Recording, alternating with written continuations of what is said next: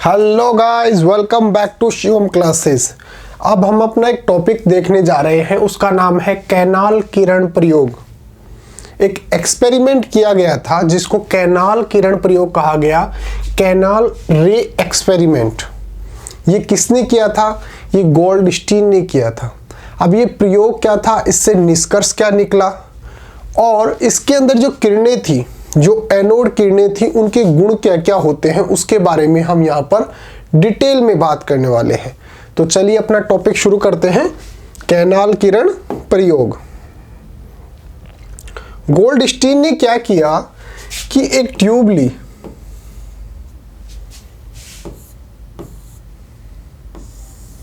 इस प्रकार से एक ट्यूब ली, इसके अंदर निम्न दाब रखा, ठीक है, और इस तरफ कैथोड रख दिया और इस तरफ एनोड, ठीक है। और इस प्रकार से यहां पर उच्च वोल्टेज की धारा या इसके अंदर प्रवाहित की। उच्च वोल्टेज की धारा जब इसके अंदर प्रवाहित की गई, जब यहां से कैथोड से एक किरणें निकली, ठीक है, उनको बोला गया कैथोड किरणें, कैथोड रेज। अब गोल्डस्टीन ने ये बोला कि ये जो कैथोड किरणें हैं, ये यहां से उच्च धारा की वजह से कैथोड से नहीं निकल रही हैं, यहां से एक रेज निकलती हैं, उनको बोलते हैं एनोड किरणें। और ये अगर यहाँ पर ऋणात्मक आवेश है तो इन किरणों पर धनात्मक आवेश होगा, इसके विपरीत आवेश होगा। तो इस प्रयोग के अंदर इन्होंने बताया कि जो किरणें निकल रही हैं वो यहाँ से उत्सर्जित ना होकर यहाँ से उत्सर्जित हो रही है। कहने का मतलब एनोड से उत्सर्जित हो रही है, और उन्होंने इन किरणों को नाम दिया एनोड रेज। और ये जो किरणें हैं वो इसके विपरीत, यानी कि यहाँ पर ऋणात्मक आवेश है तो इसके ऊपर विपरीत आवेश होगा, धनात्मक आवेश होगा। तो एनोड से जो उत्सर्जित होने वाली किरणें हैं उन्होंने उसको नाम क्या दिया? एनोड रेज, एनोड किरणें। तो ये एक एक्सपेरिमेंट था। तो देखिए क्या लिखा हुआ है किताब में। सन 1886 में गोल्डस्टीन ने छिद्रण कैथोड वाली विसर्जन नलिका का प्रयोग विकिरणों के उत्सर्जन के लिए किया था। ये एक गोल्डस्टीन ने एक प्रयोग किया था। उन्होंने कैथोड ली, एक ट्यूब ली थी और उसको निम्न दाब पर रखकर, जो मैंने आपका एक्सपेरिमेंट बताया वो एक्सपेरिमेंट किया था। जब उच्च विभव तथा निम्न दाब, मैंने बोला ना निम्न दाब, उसके अंदर रखा गया और उच्च वोल्टेज की धारा उसके अंदर प्रवाहित की गई, पर छिद्रित कैथोड में से विद्युत धारा प्रवाहित की जाए तो कैथोड के पीछे लाल रंग की चमक उत्पन्न होती है।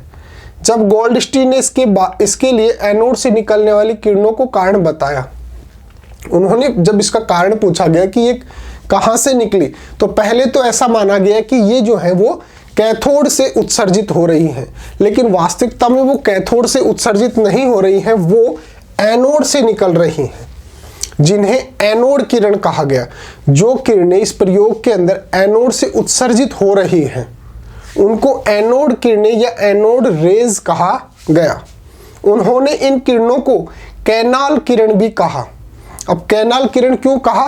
क्योंकि ये किरणें छिद्रित कैथोड में से गुजरती हैं, एनोड से निकलकर और कैथोड के अंदर गुजरती हैं, जो कि एक कैनाल जैसा होता है। कैनाल का मतलब एक प्रकार से, इस प्रकार से एक बिल्कुल छिद्र, जो छिद्र होता है अपने जैसे कोई पाइप होता है, उसके अंदर अगर सीधी कोई चीज डालेंगे उस प्रकार से कैनाल सी बन जाती है, जैसा कि चित्र में दर्शाया हुआ है। इसलिए इन्हें कैनाल रे या कैनाल किरणें भी कहा जाता है। चूंकि ये किरणों के कण धनावेशित होते हैं, इसलिए इन्हें धन किरणें भी कहते हैं।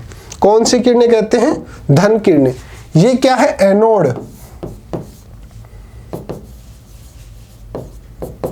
तो यहां से जो निकलने वाली किरणें होंगी उनको बोला जाएगा धन किरणें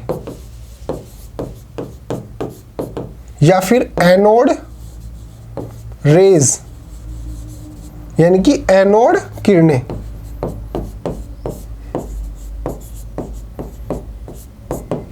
तो सीधा सा एक्सपेरिमेंट ये था कि एक ट्यूब ली गई, विसर्जन नलिका ली गई, इसके अंदर निम्न दाब रखा और फिर इसके जो कोने थे वहां पर उच्च वोल्टेज की धारा प्रवाहित की गई।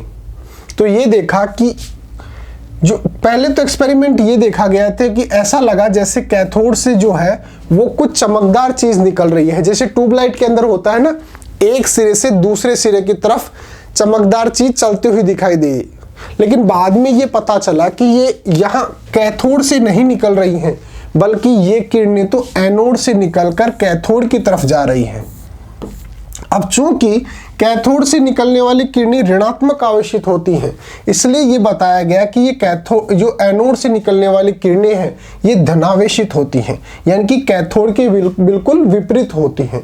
इन पर धनावेश होता है और इस पर ऋणावेश होता है। जो किरणें कैथोड से निकलती हैं वो तो ऋणावेशित होती है और जो किरणें एनोड से निकलती है वो धनावेशित होती है, इसलिए इनको धन किरण कहा जाता है, धन किरणें, या जो कैनाल धन किरणें या फिर कैनाल रे भी कहा जाता है।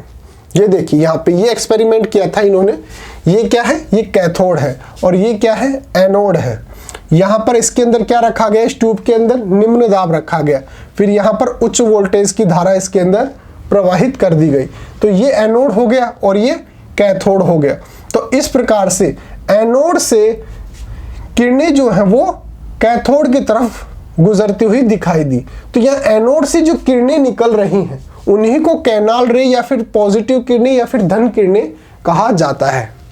पॉजिटिव रेज, धन किरणें, कैनाल किरणें, ये सब इसी के नाम हैं। जो किरणें एनोड से निकलकर कैथोड की ओर गति करती हैं उन्हीं को धन किरणें या पॉजिटिव किरणें या फिर कैनाल किरणें, इस प्रकार से अलग अलग नाम दिए जाते हैं। चूंकि कैथोड नली में हाइड्रोजन गैस का प्रयोग किया जाता है तथा एनोड से कैथोड की तरफ गमन करने वाली किरणों के कणों का द्रव्यमान भी हाइड्रोजन परमाणु के लगभग बराबर ही होता है। ये देखिए, यह जो कैथोड नली हम यूज कर रहे हैं उसके अंदर हम कौन सी गैस का प्रयोग करते हैं, हाइड्रोजन गैस का। और एनोड से जो कैथोड की तरफ ये किरणें निकल रही हैं, पॉजिटिव किरणें, इन किरणों का जब द्रव्यमान देखा गया तो वो भी लगभग हाइड्रोजन के बराबर ही था। इन किरणों पर इलेक्ट्रॉन के बराबर होता है, लेकिन वो विपरीत प्रकृति का होता है। जो आवेश जो है, यहां पर इसको पॉजिटिव किरणें क्यों बोल रहे हैं, क्योंकि इन पर पॉजिटिव आवेश होता है, धन आवेश होता है, और इलेक्ट्रॉन जो होता है उस पर ऋण आवेश होता है।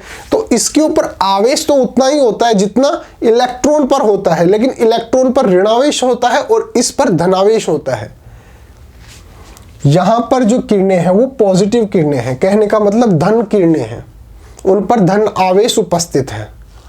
इन पर उतना ही धन आवेश होता है जितना इलेक्ट्रॉन पर ऋणावेश होता है। मान तो उतना ही है उसका, लेकिन ये उसके विपरीत होती हैं, प्रकृति में विपरीत होती हैं। तो देखिए, इन किरणों पर इलेक्ट्रॉन के बराबर ही आवेश था, परंतु विपरीत प्रकृति का था। अगर जैसे अगर कैथोड से निकलने वाली किरणों पर जैसे 1 कूलाम माइनस था, मतलब -1 कूलाम आवेश था, तो धन किरणों पर +1 कूलाम आवेश होगा। यानी कि सिर्फ मान तो सेम होगा 1 कूलाम, लेकिन ये ऋणात्मक आवेशित है और ये धनात्मक आवेशित है। अब बात करते हैं कि भाई ये धन किरणें जो हैं या फिर जो कैनाल किरणें हैं कि जो कि एनोड से निकलकर कैथोड की ओर गति कर रही हैं, जो धनावेशित होती हैं, जिनका मान जो है, धनावेश का जो मान है वो इलेक्ट्रॉन के आवेश के बराबर होता है, लेकिन विपरीत प्रकृति का होता है, यानी कि धनात्मक प्रकृति का होता है। उनके अंदर गुण कौन कौन से पाए जाते हैं, तो इन किरणों के अंदर कौन कौन से गुण पाए जाते हैं, उन गुणों के बारे में हम यहाँ पर डिस्कस करने वाले हैं। देखिए, पहला गुण देखिए, ये किरणें प्रकाश तथा कैथोड किरणों की तरह ही सीधी रेखा में गमन करती हैं। ये किरणें जैसे प्रकाश एक सीधी रेखा के अंदर गति करता है, प्रकाश का ये गुण पाया जाता है कि प्रकाश जो है वो बिल्कुल सीधी रेखा के अंदर गति करता है। और जब हमने कैथोड किरणों की बात की थी, उनके अंदर भी हमने ये बोला था कि ये जो है वो एक सीधी रेखा के अंदर गति करती है। उसी प्रकार से जो एनोड किरणें होती हैं, जो धन किरणें होती हैं, जो कैनाल किरणें होती हैं, सब एक ही नाम है। ये भी एक सीधी रेखा के अंदर गति करते हैं, परंतु इनकी दिशा कैथोड किरणों से विपरीत होती है, अर्थात इनकी दिशा कैथोड की ओर चलती है। लेकिन जो कैथोड किरणें थी वो कैथोड से निकलकर एनोड की तरफ आ रही थी, और ये किरणें क्या कर रही हैं, ये एनोड से निकलकर कैथोड की तरफ जा रही हैं। मतलब कैथोड किरणें इस तरफ जा रही हैं तो ये इस तरफ जा रही हैं, यानी कि एक दूसरे के बिल्कुल विपरीत जा रही हैं। जैसे ये हो गया यहाँ पे कैथोड और यहाँ पर हो गया एनोड। कैथोड किरणें जो है वो इस तरफ जाती है, यानी कि कैथोड से तो निकलती है और एनोड की तरफ जाती है, लेकिन जो एनोड किरणें हैं वो इस तरफ जाती हैं। वो एनोड से निकलती हैं और कैथोड की तरफ जाती हैं और एक सीधी रेखा के अंदर गति करती हैं। ये हो गया गुण नंबर 1, यानी उसकी पहली प्रॉपर्टी हो गई। दूसरी, ये किरणें एनोड से कैथोड की ओर चलती हैं, अर्थात ये धनावेशित होती हैं। ये हमने बात कर ली कि जो एनोड किरणें होती हैं वो एनोड से निकलती हैं और कैथोड की तरफ जाती हैं, और इन पर उतना ही आवेश होता है जितना इलेक्ट्रॉन पर होता है, लेकिन धनात्मक आवेश होता है। तो ये क्या होती है, धनावेशित होती है, और ये किरणें एनोड से कैथोड की तरफ गति करती हैं। तीसरी प्रॉपर्टी, ये किरणें विद्युत तथा चुंबकीय क्षेत्र में विक्षेपित हो जाती हैं, परंतु इनके मुड़ने की दिशा कैथोड के बिल्कुल विपरीत होती है। इसको समझिए, जब विद्युत क्षेत्र, इलेक्ट्रिक फील्ड और चुंबकीय क्षेत्र, मैग्नेटिक फील्ड, इन दोनों क्षेत्रों के अंदर जब इन किरणों को देखा गया,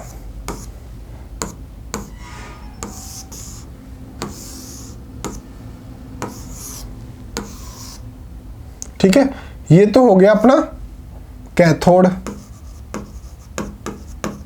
और ये हो गया अपना एनोड। जब विद्युत क्षेत्र और चुंबकीय क्षेत्र में देखा गया तो कैथोड किरणें जो है वो इस प्रकार से विक्षेपित हो जाती है, ठीक है।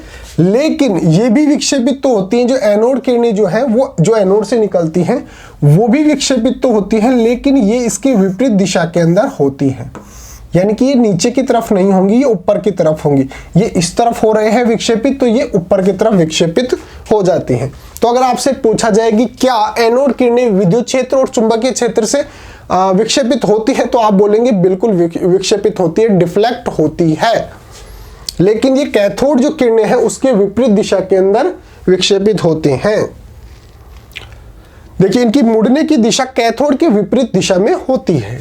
ये किरणें प्रतिदीप्त तथा स्फुट दीप्त उत्पन्न करती हैं। कहने का मतलब जैसे ट्यूबलाइट जलती है उस प्रकार से जलती हुई दिखाई देती है। ये किरणें भी कैथोड की तरह यांत्रिक प्रभाव उत्पन्न करती है तथा गतिज ऊर्जा के कारण अपने मार्ग में हल्के वेंडल चक्र को घुमा देती हैं। अगर कोई छोटी सी चीज रख देंगे उसके बीच में, तो या तो वो उसको गर्म कर देंगी, यानी कि उसके अंदर ऊष्मा उत्पन्न कर देंगी।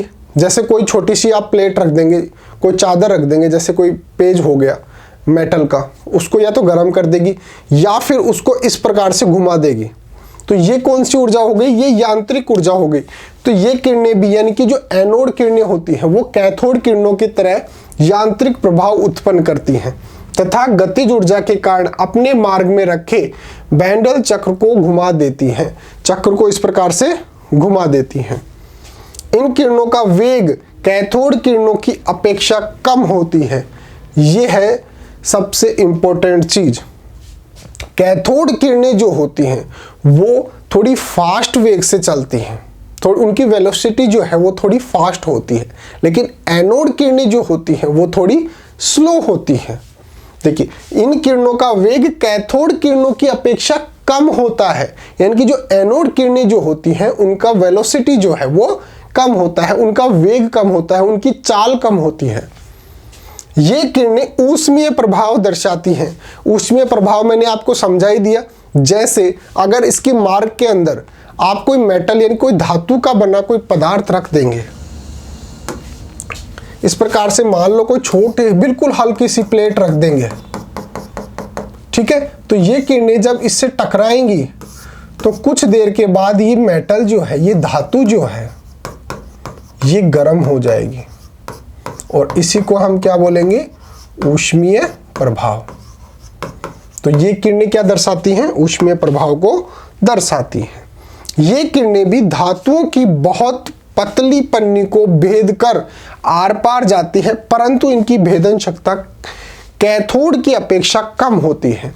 जब इस प्रकार से एक पतली परत इनके बीच में रखी जाए, बहुत ही पतली, तो ये उसको भेद कर इस तरफ निकल सकती है। लेकिन अगर थोड़ी सी भी उससे ज्यादा रखी जाए तो फिर ये उसको भेद नहीं सकती है। तो इनकी जो भेदन क्षमता जो है, इनकी भेदन क्षमता जो है वो क्या होती है, बहुत ही कम होती है। और ये किससे कम होती है, ये कैथोड से, जो कैथोड किरणें हैं उनसे भी कम होती है। तो ये भेद तो सकती है, लेकिन बहुत ही ज्यादा पतली शीट जो होगी उसको भेद कर और इसके आर पार निकल सकती है। लेकिन अगर उससे और थोड़ी सी ज्यादा लेंगे तो ये उसको भेद नहीं सकती है। तो इसके अंदर भेदन क्षमता तो होती है, लेकिन बहुत ही कम होती है, कैथोड किरणों से भी कम होती है। तो इस टॉपिक में इतना ही था। हमने सिर्फ यहां पर जो एनोड किरणें जो हैं, या जो कैनाल किरणें जो हैं, या फिर जो धन किरणें जो हैं, एक ही नाम है सबके, सब जो जितने भी नाम बता रहा हूं सब एक ही चीज के नाम हैं। वे किरणें जो एनोड से निकलकर कैथोड की तरफ जाती हैं उसको एनोड किरणें बोल दो, कैनाल किरणें बोल दो, या धन किरणें बोल दो। धन किरणें क्यों बोल रहे हैं, क्योंकि ये प्रकृति में धनात्मक प्रकृति की होती है और इनकी भेदन क्षमता जो होती है वो कम होती है। होती तो है, लेकिन अगर थोड़ा सा भी अगर उससे ज़्यादा शीट रख देंगे तो ये उसको भेद नहीं सकती है। इस प्रकार से इनका जो वेग होता है वो भी कैथोड किरणों की तुलना में कम होता है। इसके अंदर ऊष्मीय जो ऊर्जा जो है ये उत्पन्न करती है, यानी कि अगर उनके बीच में कोई शीट रख देंगे तो ये उसको गर्म कर देती है।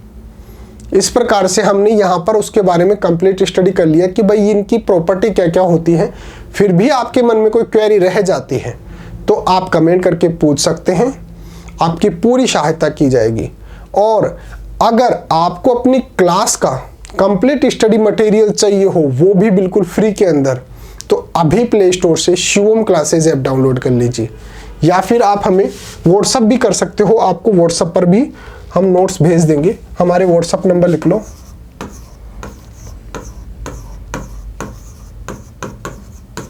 इस पर आप व्हाट्सअप कर लेना।